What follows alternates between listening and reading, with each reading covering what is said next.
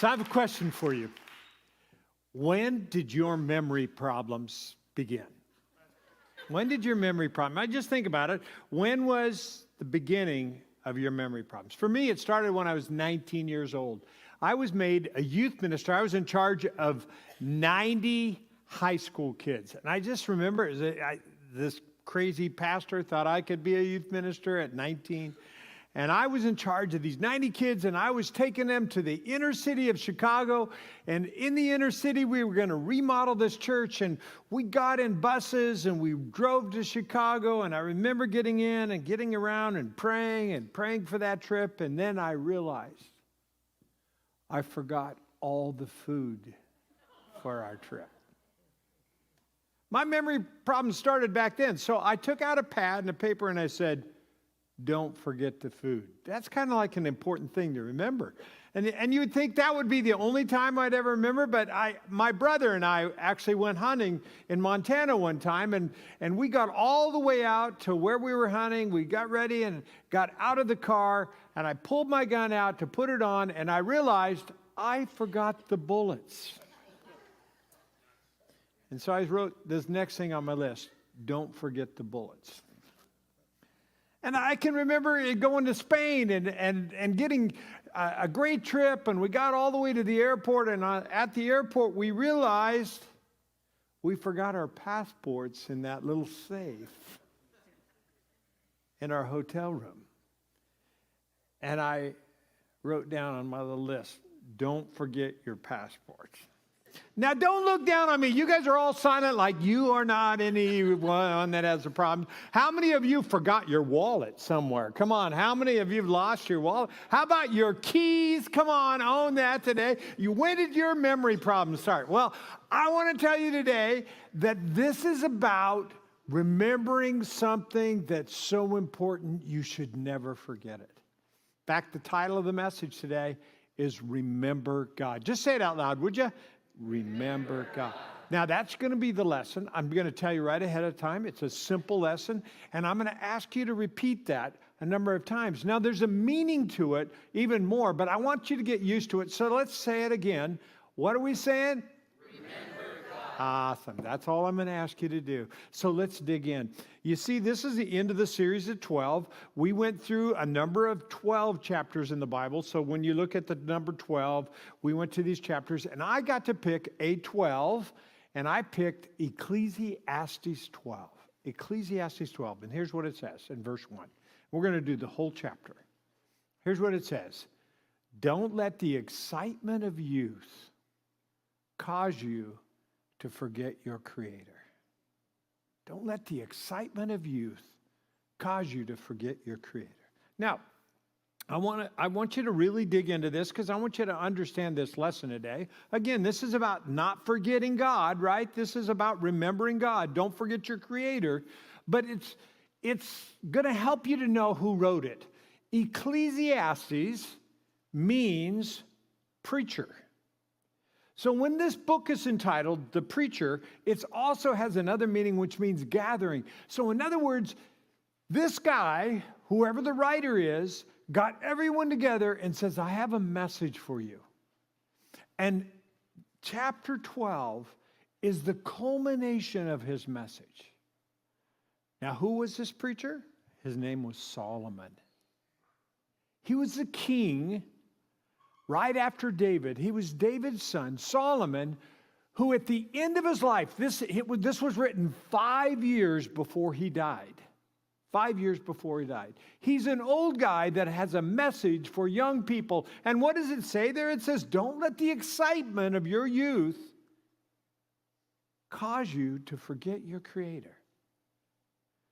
Now, I want you to understand something. When he wrote this, and when he gave this message, he had to admit that he messed up and forgot his Creator. And if you wonder whether he did, just read the other 11 chapters of Ecclesiastes. Because you'll see he writes about the times that he tried pleasure. And he says, I tried everything you could find and it didn't give me any satisfaction. And he tried work. He tried to make a a career and do all this work. And he said, it didn't have any satisfaction. And he said, I had all this wealth and it didn't satisfy. And then I tried to do things that were fun and it didn't satisfy. And he gets to the end and he says, I want you to understand this. Don't ever forget your Creator. And I want you to understand one more thing about Solomon. He had 700 wives and 300 concubines. If you ever wonder about a guy making a mistake in life, this is a guy who should never have had 700 wives. How many? Can we all agree that one is enough? I mean, just like my wife. My wife is all I can handle. I'm just telling you. And she would say, could you imagine 700 husbands? How would that work for you? It's a dumb idea. Wouldn't you all agree to that? Solomon, this guy that was really wise, and he's writing this message and he gets to the end of it. I think what he would say is 700 is a dumb idea. And those 700 wives led him astray. And the 300 concubines, which I don't even know what a concubine is, and why would you need 300 of them? Can we just focus this now? So here's a guy that's tried everything. And now he's getting to the end of his life, and he says, I want you to hear this, young people. And he starts to talk to young people. And he says this, don't let the excitement of youth cause you to forget your Creator. So let's ask the question. What is youth? How old is young? First of all, let me ask you this question. Are you young here? Who here would say, I'm young? Raise your hand if you say, I'm young. Okay, awesome. I love some of you think you're young. Some of you think you're young. And at the end of this message today, we're going to divide the sheep and the goats. And there's going to be the young and the old. You're one or the other, just to let you know. At the end of the message, you're going to know who you are. But this first slice of the message is focused on young people. So I went out and I asked young people. I asked people, how old is young? So I asked a 12-year-old. I think his name's Uriah. I asked Uriah, 12 years old, I said, when are you going to be old? You know what he told me? 15. So if you're over 15 in his book, you are not young. So that kind of cut some of you out. Now, I went further than that. I started asking some other people. I asked a 28-year-old last night. I said, hey, you're 28. In fact, he's sitting right there, 28 years old. I said, when are you going to say that you are old? And he says, about 30, right? About 30. So if you're under 30, you might be young in his mind. And if you're over 30, you are already old in his mind. Now, I asked Marissa. Where's Marissa? I saw her sitting out here. Marissa is 20. I think she's 20 or so. And she said, well, I'm going to be young until I'm about 50. So some of you, is that good for some of you? 50? So that was some. And then I asked a number of other 20-year-olds, and 50 seemed to be the common number there. So if some of you are over 50, they think you're not young. Now, how many of you still feel young at this point? You go, I'm still young. So I asked a 60-year-old last night, I asked her, when are you going to be old? And she said to me, and I loved it, she said, somewhere in the late 70s. Somewhere in the late 70s. So I'm going to ask you it again. How old is young? Now, Solomon, when he was 20 years old, had an incredible thing that happened to him. And here's why I think he is saying this. This is what I want you to understand. Solomon, in his youth, had an experience that changed his life. And he wants you, if you're a young person, to experience what he experienced. And here's where you can read about his experience. In 2 Chronicles chapter 1 and verse 7, it tells about his experience. And here's what God came to him when he was 20 years old, and he said to Solomon, right before he became king, and he said, hey, what is it you want? Ask, and I will give it to you. Now just picture that. I mean, just for a minute, if you're 20 years old here today and God shows up at your house and says, what is it you want? If you're not married, you say, I want a smoking hot husband. I want a smoking hot wife. I want some pile of money that I can live with, right? That's what I want. I want a career that makes me happy. You can list all these things you want. God shows up and says, what is it you want? Solomon answered in a way that none of us thought about. He said, would you just give me wisdom? Would you give me wisdom? This was a big decision. And I love this because Solomon wants young people to experience what he experienced. He did not forget God when he was young. When he was young, he was connected to God in a huge way. And God gave him wisdom. So he would say to you, when you're young, don't forget your Creator. Remember God. Ask for wisdom. Ask for wisdom.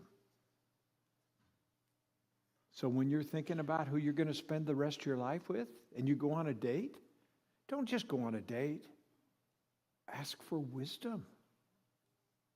You know, I'm in the middle of praying with my granddaughter about her next step in life and what that involves and which college she should consider and what the next thing. And we're not asking, what does she want to do? But it's, what does God want? Lord, give us wisdom. And when you think about a career and you're a young person and you go, what job should I do? What career should I go? What direction should I go? Instead of just going in that direction and making your own choices, what Solomon is saying, don't let the excitement of your youth keep you from asking for wisdom from God.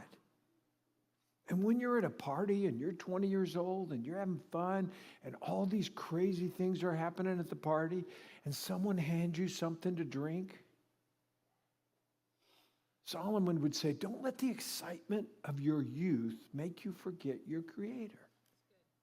Ask for wisdom. Is this what you want me to do, God? When they want you to try something, is that what you want me to try? And when they want you to do something crazy, is that what you want me to do? That's called wisdom. And the cool thing is, when you remember God and ask for wisdom, nowadays we have this thing called the Bible. And God's wisdom is written down, and you can find it every day of your life. And Solomon would say, don't let the excitement of your youth keep you from asking for wisdom. Remember God. Ask for wisdom. Now, there's a second thing that Solomon did as a 20-year-old. So he became a king as a 20-year-old. And before I get to that, though, let me tell you why you should ask for wisdom. In verse 11 of chapter 1, he says this. God said to him, you didn't ask for wealth, you didn't ask for riches, you didn't ask for fame, or even for death of your enemies, for long life, but I'll give you all the riches and all the wealth, and all the fame no other king has had before you or ever will have in the future. You see what happens? When you ask for wisdom, God has so much more that he wants to give you. And so I challenge you today. Ask for wisdom. For God's wisdom will change your life as it changed Solomon's life. And can we all admit that if you do your life your way, it creates a mess. But if you do it God's way, you'll never have a regret. So remember God and ask for wisdom. Now there's a second thing he did. In 2 Chronicles 2, in the very next chapter in 2 Chronicles, it tells what Solomon did as a young man. He decided to build a temple to honor the name of the Lord, and also a royal palace for himself. So even before he built his own house, he started working on the temple. So here's what it means. Remember God. Build the temple. When you're young, start right here. Think about this. This is the coolest place to build into. Start working here. It's not about what you do here. It's about what doing something here does for you. It changes you. The cool thing about Solomon is he was at the happiest, best place of his life when he was building the temple. So don't just come to church, build it. Because it changes you. I can still remember as a 15-year-old taking my very first mission trip. And I went to a little orphanage and I worked alongside my friends, high school friends. And it was such a cool moment for me. And why was it a cool moment? Because what I did for those kids in that mission in that moment, I don't know whether I helped them at all. I'm not that great of a worker. My skills weren't that good. But I can promise you this. What it did for me was way more than what I did for them. That's what working on the temple does. When Solomon worked on the temple, this really cool thing happened. He finished the temple. In chapter 7, verse 1, it tells about what happened when he finished the temple. Fire flashed down from heaven and burned up the burnt offerings and sacrifices, and the glorious presence of the Lord filled the temple.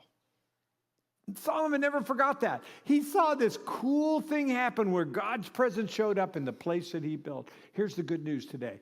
You and I are the temple of the living God. And what you need to experience is just what Solomon experienced. When you are filled with God, you will never forget it. So I'm going to challenge you. If you've never asked God to fill you, he wants to do that. I can remember as a 17-year-old in a retreat, a high school retreat in Conconelly, Washington, where I got a chance to just be on my own and hike up this mountain. And I made a decision that I was going to hike up this mountain until I just was full of God. And I asked God on that hike, would you please fill me? I want to experience you. And I had the coolest experience on that mountain, and it changed me. If you let God fill you, he will change you forever. Solomon said this, don't forget your Creator, right? Don't forget your Creator. When you're young, ask for wisdom and build the temple. Now, that's what Solomon says to young people. So young people, that's what I want you to hear. Ask for wisdom, build the temple, experience God. Now let's talk to old people, because Solomon has some words for old people. And for those of you that think you're old, he decided to define old for you. So as I go through the rest of these verses, I want you to admit when one of these verses actually describes you. And you will raise your hand and say, I'm old. Okay, that's all I want you to do. And I want you to accept his challenge to you. He has two-word challenge to you. At the beginning of each one of these verses, he says two words. Remember God. Let's dig in verse 2. Here it says, remember God before the light of the sun and the moon and the stars is dim to your old eyes, and the rain clouds continually darken your sky. So what's he talking about here? He's not talking about eyesight here. He's talking about attitude. In fact, let me give you a picture of what he's talking about here. This is what I call the negative attitude. This is what I call the person that just can't see anything but the dark outlook. Everything's dark. It looks bad. So he's describing somebody that has gone negative. So let's just own this today. If that's who you are, raise your hand and say, I'm old. I didn't mean to, but I got negative and I need to. Just raise your hand. Is there anybody? Oh, I love it. There's some honest people. I love it. Okay, his word to you, what does he say? Oh, that's an easy answer. Come on, this is what I'm going to say. For everyone that's negative, he says, remember God. Remember God. Okay, now, verse 3. Let's go on here. Remember God before your legs and the guards of your house start to tremble, and before your shoulders, strong men stoop. So maybe you look like this. Here we go. Take a picture. Maybe you look like this. If that's who you are, come on, let's own that. I like that. There's some people. How many look a little like that? You've got a dad bod going, or maybe a mom bod, or whatever you want to call yourself. Whoever you are, you raise your hand. That's me. I'm old. Own that. What does he say to you? Here's his advice. What is it? Remember God. Remember God. That's right. You're getting the idea. So some of you by now, how many are still young so far? Okay, here we go. Let's see whether we hit the rest of you. 3B goes on to say this. Remember God before your teeth, your few remaining servants, stop grinding. And before your eyes, the woman looking through the windows see dimly. So here's what he's saying. He's asking this. What does your dentist say? Do your teeth look a little like this? Okay. Or maybe it's your eyesight. How many of you have bad eyesight? Just raise it. Okay, if I hit either of you guys with bad teeth or bad eyes, just raise your hand right now. Come on it. You are officially old, according to Solomon. You are now old, and he has some advice for you. There are 2 words. What does he say? Remember God. Okay, we go on here. He doesn't stop there. Some of you are still young. We're going to get to you. Verse 4. Remember God before the door to life's opportunities closed, and the sound of work fades. Now you rise at the first chirping of the birds, but then all their sounds will grow faint. So here's what he's saying. Here's the question. Did you miss your shot? Are you past your prime? Here we go. Maybe you're like Russell Wilson and you are past your prime. Raise your hand. That's who you are. You go, that's not me. I'm old. What does he say? Remember God. Now, or maybe you're like me and your ears are going bad. I have hearing aids and they still don't help me that much. How many of you have bad ears? And you have to admit you're old, right? Here we go. Raise your hand. So what do you say? What does he say to you? Remember God. That's right. Verse 5. Let's go on. See if any of you are left. Remember God before you become fearful of falling. Worry about the dangers in the street before your hair turns white like an almond tree in bloom.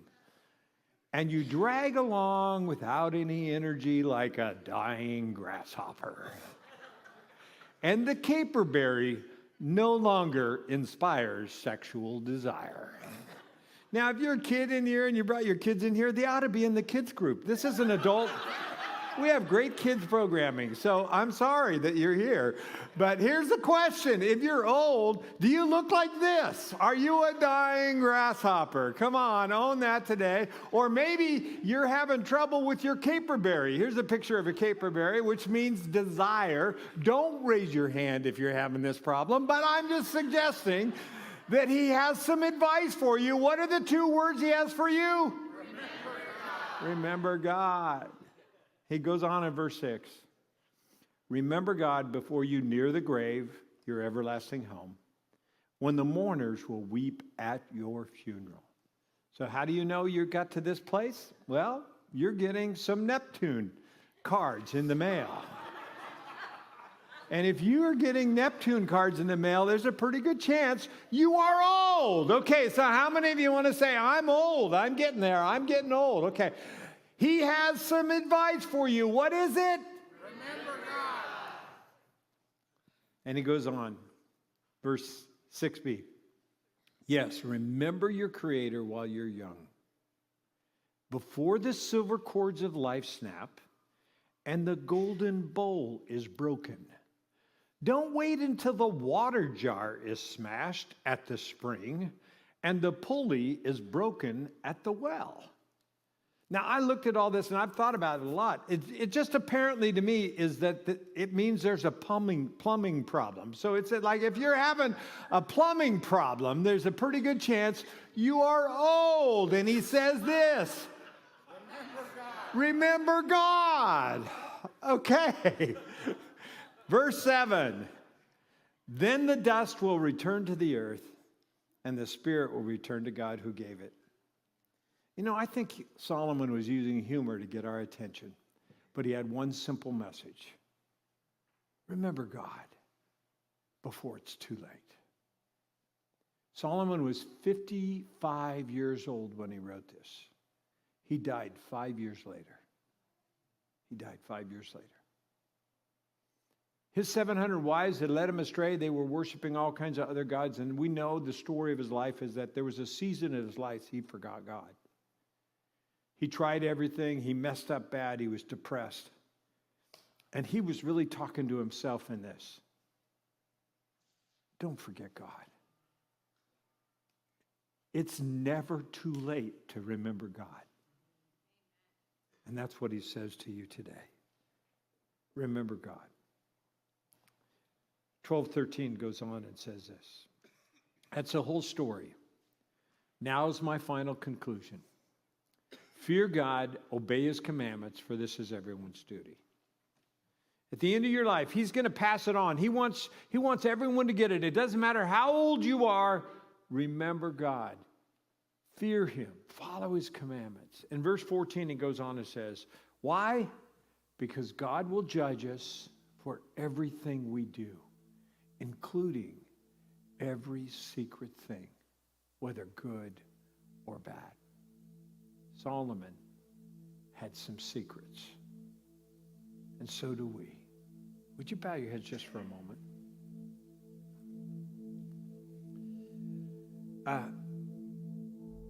I just come to this point. I think maybe some of us have forgot God. We forgot God in our work. We forgot to ask for wisdom in our relationships with our kids and our families. We have some secrets that are keeping us up at night.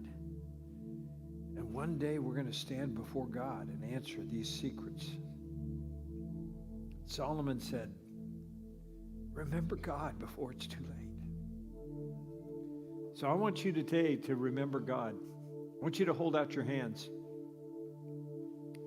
I want you to picture everything in your life that is a secret that you wish didn't have to be a secret. All the stuff that is hidden, that you wish will never come to the light of day. I want you to put it in your hands. Solomon was pointing to Jesus because he knew that God knew that one day Jesus would show up and die on the cross so that we didn't have to be judged for the secret things in our life. And what he would say to you is, if you remember God, he'll forget your secrets. So would you do this? With your heads bowed, just stuff in your hands, all the secrets in your hands. Would you just give those secrets to God? Say, God, would you take these away? Will you forgive me for forgetting you in those moments of my life?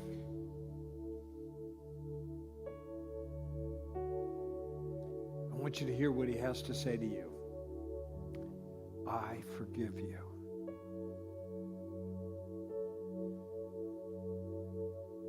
In Jesus' name, amen.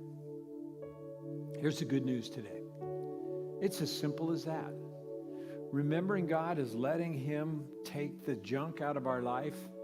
And then from every day from this moment on, you just say, I'm going to ask for wisdom. I'm going to ask for God's wisdom in my life. I'm going to build the temple, the place where he dwells inside of me, but this is his place too. I'm going to ask for wisdom. I'm going to build the temple, and I'm going to pass on my faith. Just like Solomon did right before he died. If it's not too late for Solomon, it's not too late for you. God wants to do it. So here's the message. Remember God no matter how old you are. Today, if you need wisdom, he's right here. Just ask for wisdom. If you want purpose in life, build the temple. If you want to fulfill what God's called you to do, share your faith. So I'm going to challenge you to do something as we close the service. In a moment, we're going to sing a song together, and I'm going to invite you to do something. Pull out your phone, And I've got a couple of young people who are going to help me. David Singh and Anthony Chirinos. Come on up here. David right here, Anthony right here. Or David, slip over on this side. That's great. Hey, just give these guys a hand, would you? Now, I don't know about you, but I get excited when I see these young people up here worshiping God. They are remembering God while they're young. Isn't that cool? Now, here's what we know about young people. They know how to negotiate electronics better than anybody. So I'm bringing them right here, and in a minute, I'm going to send you guys over to the side so that the people that are embarrassed that they don't know how to work their phones, they can come and talk to you. Because here's what I want these guys to do. They're going to teach you how to set up an alarm in your phone. And they're going to title the alarm, Remember God. And you give them the time of day that you want the alarm set. They'll set an alarm for you. And every day at that same time, there's an alarm going to go off. And all I want you to do as you remember God is ask for wisdom. Think about praying for the temple, praying for God dwelling in you and building the place that He's called you to. And then I want you to think about how to share your faith. I want you to remember God. And I invite you to do that. So, Anthony, you want to go to that one? Just kind of go to the side over here, David. And the rest of you would just stand. And I'm challenging you. Again, what I'm saying is, as we respond today, I wanted you to get this message. 2 words, remember God. And so I'm going to invite you, if you'll do it with me. I set it at 6 o'clock every day. So at 6 o'clock every day, my alarm's going to go off, and I'm going to ask for wisdom, and I'm going to think about building the temple, and I'm going to pass on my faith. May God bless you guys as you respond. I challenge you to set up an alarm, and let's sing. And while you're setting up the alarm, you can sing and use these guys. They'll set up an alarm for you, okay?